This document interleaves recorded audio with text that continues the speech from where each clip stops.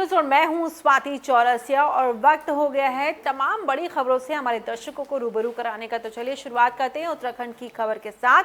उत्तराखंड कांग्रेस के पूर्व प्रदेश अध्यक्ष किशोर उपाध्याय ने एक बार फिर अपने मन की पीड़ा व्यक्त की। हरिद्वार पहुंचे किशोर उपाध्याय ने कहा है कि कांग्रेस ने मेरे साथ न्याय नहीं हो पा रहा है, यानी कि वो कांग्रेस में जब तक हैं उनके साथ कांग्रेस न्याय नहीं कर रही है। किशोर उपाध्याय ने कहा है कि यदि उत्तराखंड में कांग्रेस को स्थापित करने में योगदान राज्य के पूर्व मुख्यमंत्री हरीश रावत का है तो 10-20% योगदान कांग्रेस को स्थापित करने में मेरा भी है, लेकिन बावजूद इसके आज तक उनके साथ न्याय नहीं हुआ। राज्य स्थापित होने के बाद से आज तक उनकी उपेक्षा कांग्रेस पार्टी में की जा रही है, ये कहना है किशोर उपाध्याय का। तब चाहे 2002 में हमारे योगदान की बात हो, मुझे क्या उस समय कैबिनेट मिनिस्टर नहीं होना चाहिए था? मुझे पहले जो है वो सीएलपी नहीं हो जाना चाहिए था? 2007 में अध्यक्ष नहीं हो जाना चाहिए था?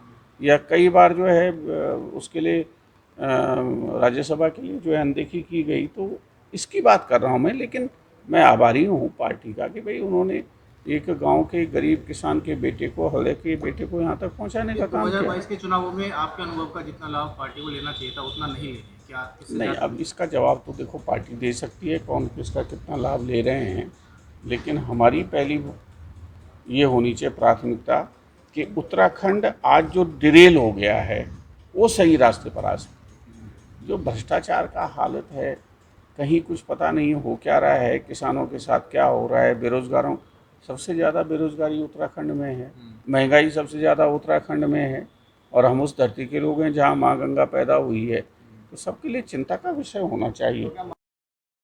और वहीं पौड़ी कांग्रेस के संभावित फाइनल दावेदारों की सूची में हलचल मच गई है, यानी कि सूची आने वाली है और इसी को लेकर के चौतरफा हलचल मची हुई है। पौड़ी से नवल किशोर सहित अन्य दावेदारों का नाम प्रकाशित होने पर पौड़ी विधानसभा के सभी दावेदारों की ओर से कार्यालय में मीटिंग की गई और आश्चर्य व्यक्त किया गया। बैठक के दौरान कांग्रेस कार्यकर्ताओं ने कहा कि इस प्रकार की खबरों से पार्टी को नुकसान पहुंचाने का जो लोग कार्य कर रहे हैं उनके प्रति कड़ी कार्रवाई की जानी चाहिए। ये भी आपको बता दें, ये भी निर्णय लिया गया है कि इस विवादित घटनाक्रम से जिला अध्यक्ष को अवगत कराते हुए पार्टी को कमजोर करने वालों के खिलाफ कार्रवाई करने की मांग की गई है। बैठक में तामेश्वर आर्य, वीर प्रताप, प्रमोद मंद्रवाल आदि दावेदार उपस्थित थे। इस दौरान अन्य दावेदारों आपको बता दें अरुण कुमार, गौरव सागर, केशवानंद आर्य, बीरबल मंडागी, मोहन गायत्री आदि ने भी दूरभाष पर अपनी सहमति व्यक्त की है।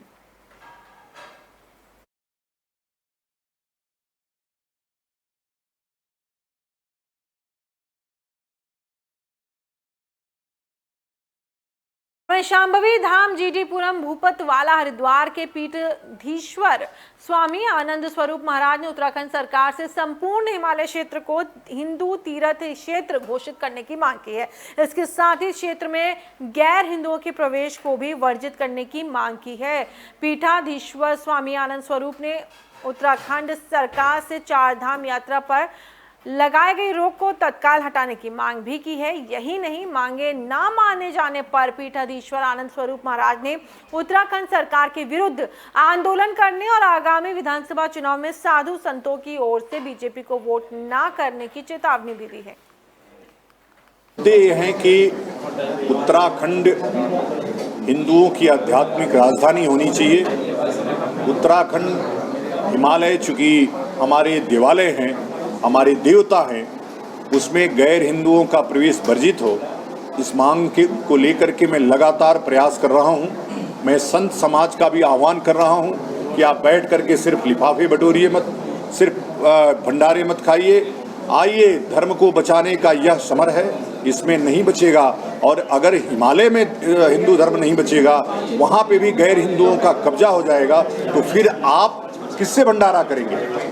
वो स्थिति तालिबान की होगी, चाइना उसका सपोर्ट करेगा, और वो जो नेशनल सिक्योरिटी की समस्या आएगी वो अलग है। तो इसलिए मेरी मांग है कि हिमालय हिंदुओं का देवालय है, मंदिर है, पूजनीय स्थल है, इसलिए उसमें गैर हिंदुओं का प्रवेश वर्जित हो और इसका एक ऑर्डिनेंस सरकार तत्काल ले आए।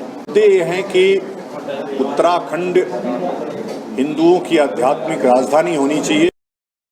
और वहीं युवा भारत साधु समाज चारधाम तीर्थ पुरोहित महापंचायत की एक संयुक्त बैठक हरिद्वार स्थित चेतन ज्योति आश्रम में युवा साधु समाज के राष्ट्रीय अध्यक्ष महंत स्वामी शिवानंद की अध्यक्षता में आयोजित की गई।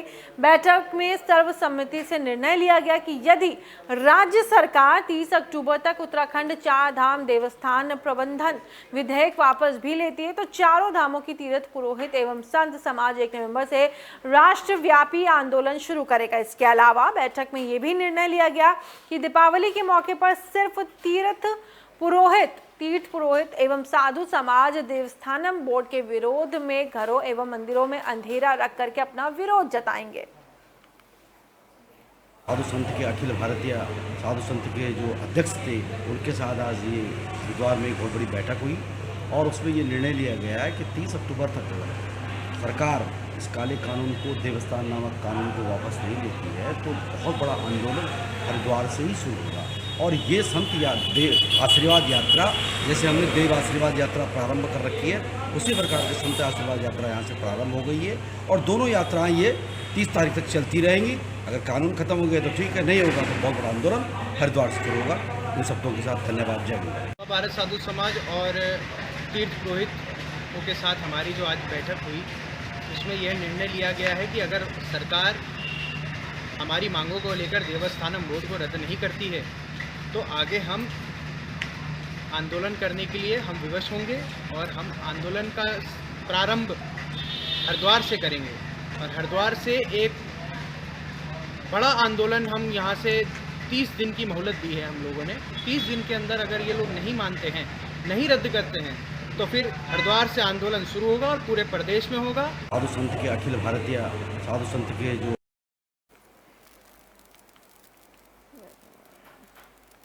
हरिद्वार के विकासखंड बहादुराबाद के सभागार में ग्राम विकास अधिकारी एसोसिएशन उत्तराखंड की एक बैठक का आयोजन किया गया। बैठक में एसोसिएशन के प्रांतीय अध्यक्ष अनुज चौहान, प्रांतीय महामंत्री के सामंत और प्रांतीय संरक्षक जयेंद्र भारद्वाज के साथ समस्त उत्तराखंड के सदस्य और पदाधिकारियों ने शिरकत की। प्रांतीय प्रवक्ता विनोद प्रसाद मिश्र ने जानकारी देते हुए बताया कि बैठक में एसोसिएशन के चुनाव को लेकर के चर्चा कर विचार विमर्श किया गया है। प्रांतीय अध्यक्ष अनुज चौहान ने कहा कि एसोसिएशन एक परिवार की तरह है और इस परिवार को संगठित रखने के लिए आपसी समन्वय बहुत जरूरी है। उन्होंने कहा कि किसी प्रकार का कोई आपसी मतभेद ना हो, इसलिए आज सब एक छत के नीचे बैठकर अपने विचार साझा कर रहे हैं।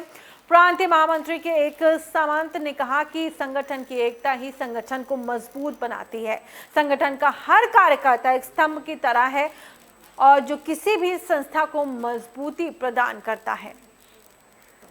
कोरोना की वैश्विक महामारी के मद्देनज़र लगभग 2 बार हमारी ये महामारी आ चुकी है, जिस वजह से संगठन की इस तरह की ऑफलाइन बैठक अभी तक नहीं हो पाई थी। अभी तक वर्चुअल माध्यम से हम लोग बैठक कर रहे थे। आज पहली ऑनलाइन बैठक हुई, ऑफलाइन बैठक की गई।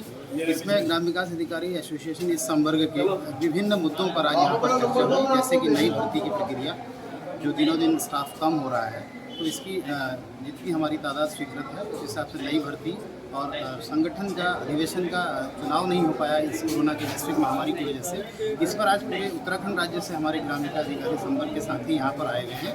इस पर गहन विचार विमर्श करते हुए बहुत शीघ्र अधिवेशन बुलाए जाने के बाद समिति की गई है और बाकी वेतन विसंगति के मामले में कई सारे हमारे संवर्ग से रिलेटेड मुद्दों पर आज यहाँ पर गहन विचार विमर्श किया गया। कोरोना की वैश्विक और वहीं भारतीय प्रौद्योगिकी संस्थान रुड़की ने कोविड काल के चलते 21वां वार्षिक दीक्षांत समारोह को ऑनलाइन माध्यम से वर्चुअली आयोजित किया। समारोह की शुरुआत वैदिक मंत्रोच्चार और छात्रों द्वारा लोकगीत के साथ हुई। इस वर्ष छात्रों को 1804 उपाधियां वितरित की गई, जिनमें 912 स्नातक, 685 स्नातकोत्तर और 260 डॉक्टरेट उपाधियां शामिल हैं।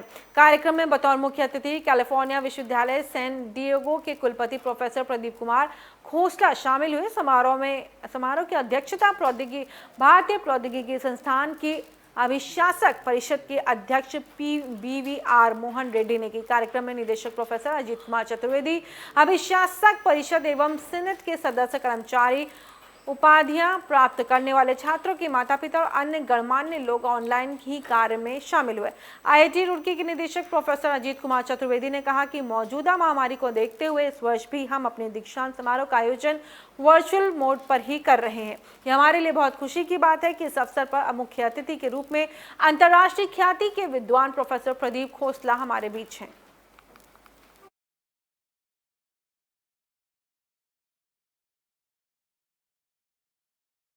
वहीं सिडकुल थाना क्षेत्र के ग्राम रावली महदूद की रोशनपुरी कॉलोनी में बीती रात बंद पड़े मकान को चारों ओर से चोरों ने अपना निशाना बनाते हुए हाथ साफ कर दिया है। मकान मालिक अमित कुमार ने बताया कि वो लोडिंग वाहन चला रहे थे। रात को अपने काम पर वो गया था। परिवार के सदस्य अपने रिश्तेदारों के यहाँ गए हुए थे और तभी उन्होंने बताया कि सुबह पड़ोसियों ने फोन कर मामले की जानकारी दी। मकान में चोरी की सूचना मिलते ही अमित कुमार अपने घर आए और देखा कि मकान के सभी सामान मकान का जो था वो बिखरा हुआ था। अमित ने पुलिस को तहरीर देते हुए बताया कि घर में 25,000 रुपए नकदी सहित ज्वेलरी को अज्ञात चोर चुरा ले गए हैं। पुलिस ने पीड़ित की तहरीर पर रिपोर्ट दर्ज करके चोरों की तलाश शुरू कर दी है।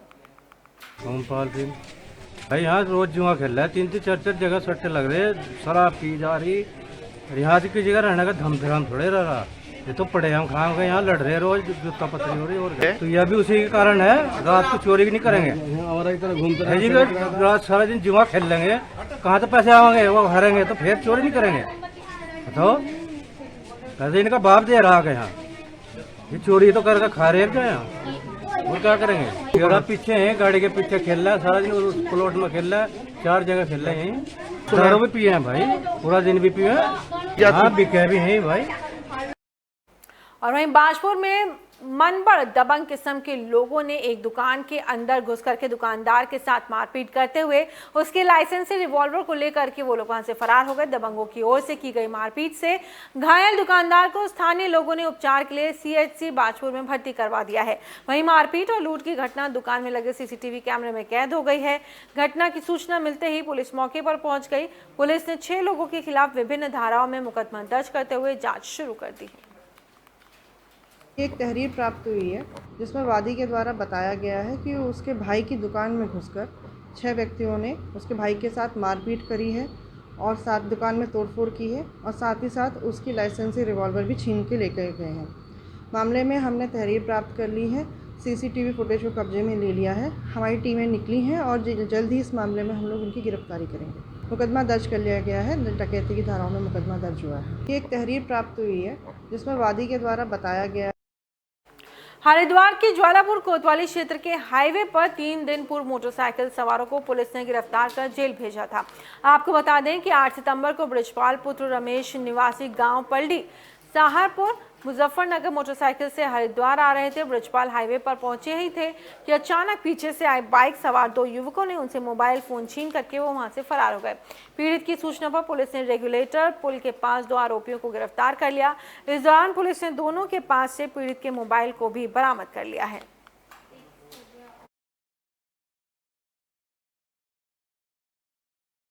और इस बुलेटिन में फिलहाल इतना ही। देश और दुनिया की तमाम खबरों के लिए बने रहिए FM न्यूज के साथ।